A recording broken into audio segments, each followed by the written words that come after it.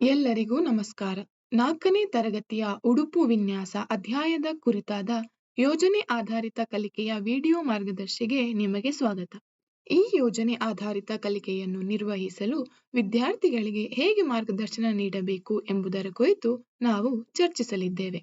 ಜೊತೆಗೆ ನಮ್ಮ ದೈನಂದಿನ ಜೀವನದಲ್ಲಿ ಉಡುಪುಗಳು ಮತ್ತು ಉಡುಪು ವಿನ್ಯಾಸಗಳ ಮಹತ್ವದ ಬಗ್ಗೆ ಅರ್ಥ ಮಾಡಿಕೊಳ್ಳುವಾಗ ಸೃಜನಶೀಲತೆ ಮತ್ತು ಸಂವಹನದಂತಹ 21ನೇ ಶತಮಾನದ ಕೌಶಲ್ಯಗಳನ್ನು ವಿದ್ಯಾರ್ಥಿಗಳಲ್ಲಿ ಪಿಬಿಎಲ್ ಹೇಗೆ ಬೆಳೆಸುತ್ತದೆ ಎಂಬುದನ್ನು ಸಹ ನಾವು ನೋಡೋಣ.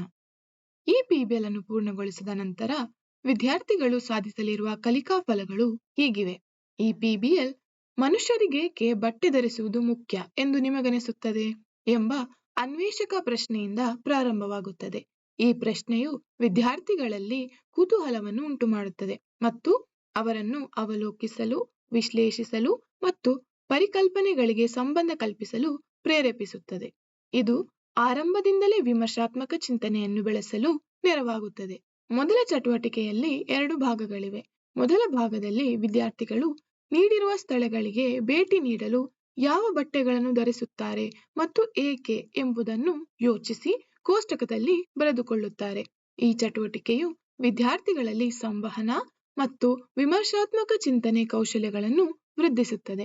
ಎರಡನೇ ಭಾಗದಲ್ಲಿ ಮೊದಲಿಗೆ ವಿದ್ಯಾರ್ಥಿಗಳು ಕೊಟ್ಟಿರುವ ಪ್ರಶ್ನೆಯನ್ನು ಉತ್ತರಿಸಲು ಪ್ರಯತ್ನಿಸುತ್ತಾರೆ. ನಂತರ ವಿವಿಧ ಕಾಲಗಳಲ್ಲಿ ಅಂದರೆ ಬೇಸಿಗೆಗಾಲ, ಚಳಿಗಾಲ ಮತ್ತು ಮಳೆಗಾಲದಲ್ಲಿ ಉಪಯೋಗಿಸುವ ವಿವಿಧ ಬಟ್ಟೆಗಳನ್ನು ಚಿತ್ರಿಸಲು ಅಥವಾ ಚಿತ್ರಗಳನ್ನು ಸಂಗ್ರಹಿಸಿ ನೀಡಿರುವ ಜಾಗದಲ್ಲಿ ಅಂಟಿಸುತ್ತಾರೆ. ಈ ಚಟುವಟಿಕೆಯಿಂದ ವಿದ್ಯಾರ್ಥಿಗಳ ಸೃಜನಶೀಲತೆ ಕೌಶಲ್ಯವು ಹೆಚ್ಚುತ್ತದೆ. ಎರಡನೇ ಚಟುವಟಿಕೆಯ ಮೊದಲನೇ ಭಾಗದಲ್ಲಿ ವಿದ್ಯಾರ್ಥಿಗಳು ಹಿರಿಯರ ಸಹಾಯವನ್ನು ಪಡೆದು ಮನೆಯಲ್ಲಿ ಇರುವ ಕೆಲವು ಹಳೆಯ ಬಟ್ಟೆಗಳ ತುಣುಕುಗಳನ್ನು ಸಂಗ್ರಹಿಸಿ ಉಡುಪನ್ನು ತಯಾರಿಸಲು ಬಳಸಿದ ಬಟ್ಟೆಯ ವಿಧವನ್ನು ಕಂಡುಹಿಡಿಯುತ್ತಾರೆ. ನಂತರ ವಿವಿಧ ಬಟ್ಟೆಗಳ ಎಳೆಗಳನ್ನು ಅಂಟಿಸಿ ಅದರ ಕೆಳಗೆ ಬಟ್ಟೆಯ ಹೆಸರುಗಳನ್ನು ನೀಡಿರುವ ಜಾಗದಲ್ಲಿ ಬರೆಯುವರು. ಉದಾಹರಣೆಗೆ ಹತ್ತಿ, ಸೆಣಬು, ರೇಷ್ಮೆ, ಉಣ್ಣೆ ಇತ್ಯಾದಿ. ಈ ಚಟುವಟಿಕೆಯು ಸೃಜನಶೀಲತೆ ಕೌಶಲ್ಯವನ್ನು ಬಲಪಡಿಸುತ್ತದೆ. ಎರಡನೇ ಭಾಗದ ಚಟುವಟಿಕೆಯಲ್ಲಿ ವಿದ್ಯಾರ್ಥಿಗಳಿಗೆ ವಸ್ತ್ರಗಳಲ್ಲಿನ ವಿವಿಧ ವಿನ್ಯಾಸಗಳನ್ನು ಗಮನಿಸಲು ತಿಳಿಸಿ.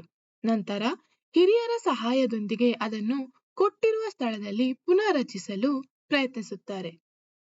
ನೀಡಲಾದ ಚಿತ್ರವನ್ನು ಉಲ್ಲೇಖವಾಗಿ ಬಳಸಬಹುದು. ಈ ಚಟುವಟಿಕೆಯಿಂದ ವಿದ್ಯಾರ್ಥಿಗಳ ಸೃಜನಶೀಲತೆ ಕೌಶಲ್ಯ ಬಲಗೊಳ್ಳುತ್ತದೆ. ಕೊನೆಯಲ್ಲಿ ವಿದ್ಯಾರ್ಥಿಗಳು ಮತ್ತೊಮ್ಮೆ ಅನ್ವೇಷಕ ಪ್ರಶ್ನೆಗೆ ಹಿಂದಿರುಗಿ ಪಿಬಿಎಲ್ನಿಂದ ತಾವು ಕಲಿತ ಜ್ಞಾನದ ಆಧಾರದ ಮೇಲೆ ಅದಕ್ಕೆ ಉತ್ತರಿಸಲು ಪ್ರಯತ್ನಿಸುತ್ತಾರೆ. ನಿಮಗಾಗಿ ಈ ಪ್ರಶ್ನೆಗೆ ಒಂದು ಮಾದರಿ ಉತ್ತರವನ್ನು ಇಲ್ಲಿ ನೀಡಿದ್ದೇವೆ. ಬಟ್ಟೆಗಳು ಮುಖ್ಯ ಏಕೆಂದರೆ ಅವು ನಮ್ಮನ್ನು ಶಾಖ, ಶೀತ ಮತ್ತು ಮಳೆಯಿಂದ ರಕ್ಷಿಸುತ್ತವೆ.